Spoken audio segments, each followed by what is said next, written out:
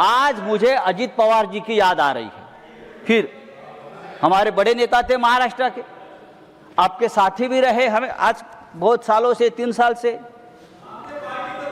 दुर्भाग्यपूर्ण तरीके से उनकी मौत हो गई। आज भी हम लोग सदमे में है कि ये कैसा हो गया। इतना एक दमदार आदमी, जिस तरह से उनकी मौत हो गई, दुर्घटना हो गई, आज भी हम लोग सदमे में। संजय राउत जी, अपना अजीत, टाइम में खत्म हो गया, ठहरो सर। आपका समय अजीत पवार के ऊपर 70,000 करोड़ के सिंचाई घोटाले का आरोप किया था आपकी सरकार ने। सर, राष्ट्रपति के अभिभाषण पर जो चर्चा चल रही है, भाषण अगर पढ़े सुने तो भी लगता है कि जैसे प्रोफेसर साहब ने कहा कि देश की स्थिति ठीक नहीं है। लेकिन ठीक लगता है जो हमारे सामने महान देशभक्त मंडली बैठी है, उनको लगता है कि सब कुछ ठीक है। राष्ट्रपति देश की संवैधानिक प्रमुख है, तो भाषण के हर पैरा में राष्ट्रपति जी कहते हैं कि मेरी सरकार, मेरी सरकार, मेरी सरकार। लेकिन जिनको ये मेरी सरकार कहते हैं, सरकार पाखंडी है। ये सरकार पाखंडी है, झूठी है और गैर जिम्मेदारी भी है। मेरी सरकार नहीं कहना चाहिए। तो कहा ये ऐसी सरकार को राष्ट्रपति जी मेरी सरकार कहते हैं, तो संविधान के खिलाफ है। जो सरकार गैर संवैधानिक तरीके से बैठी है हर राज्य में, सर इस देश में, मैं यहाँ से सुन रहा था डेमोक्रेसी की बात करते, कहाँ डेमोक्रेसी देश में बची है? न जुडिशरी है, न सोशल जस्टिस है। हाई कोर्ट और सुप्रीम कोर्ट सरकार की कठपुतलियां बन गई है। कहाँ न्याय मिलता है?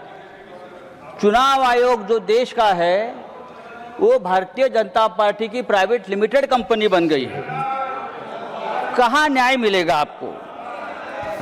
सोनम वांगचुक कहाँ है?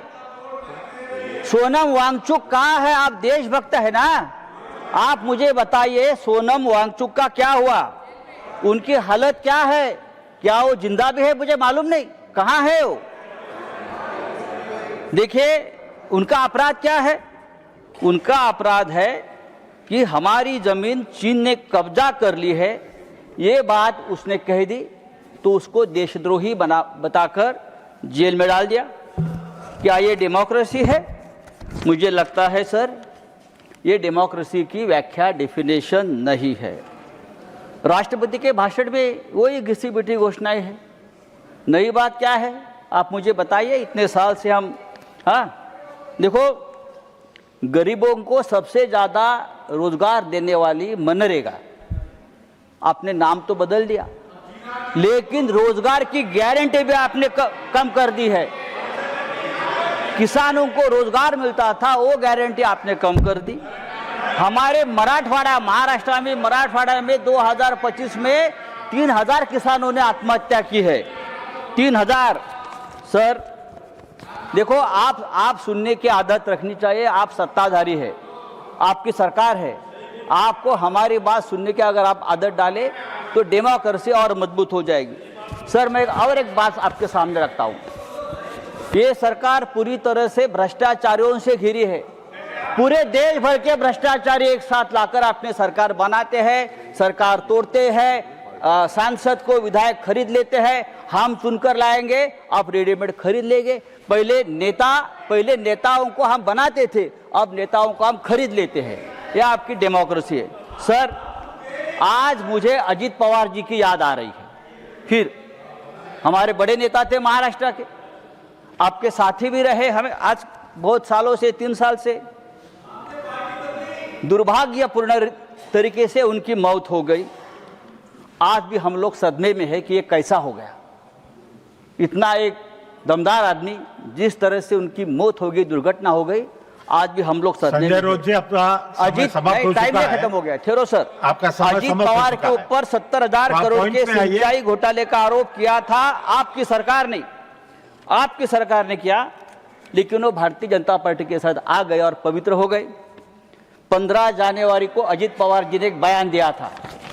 15 जनवरी को अजित पवार ने बयान दिया था और भारतीय जनता पार्टी को एक जवाब दिया था। आप सब्जेक्ट के बाहर और बोल क्या रहे हैं। कहा था कि अगर आप मुझ आपका पर समय सिंचाई समाप्त हो घोटाले का चुका है आरोप करते और हो, ये विषय नहीं है। सिंचाई घोटाले ये का आरोप विषय करते है। हो तो सिंचाई घोटाले का पैसा सिर्फ राष्ट्रपति हमने नहीं अभिभाषण खाया के है, ऊपर हो रहा है। भारतीय जनता पार्टी ने भी इस सिंचाई घोटाले में जमकर पैसा खाया है।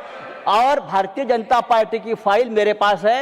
ये अजित पवार का बयान 15 जनवरी को आया है और उसके बाद 10 दिन बाद अजित पवार की विमान दुर्घटना में मौत होती है। देखिए, मैं आरोप नहीं कर रहा हूं, लेकिन ये बहुत रहस्यपूर्ण है। आपके ऊपर आरोप किया, फाइल कहाँ है? मेरी जानकारी है कि अजित पवार वो फाइल हमेशा अपने साथ रखते थे। जब मुंबई से वो निकले बारामती में, तब भी वो फाइल उनके पास थी और आधे घंटे में अजित पवार जी की दर्दनाक मौत हो गई। उसकी जांच होनी चाहिए और ये जांच इस तरह से होनी चाहिए, एक इंडिपेंडेंट जुडिशियल इंक्वायरी होनी चाहिए कि ये क्या है।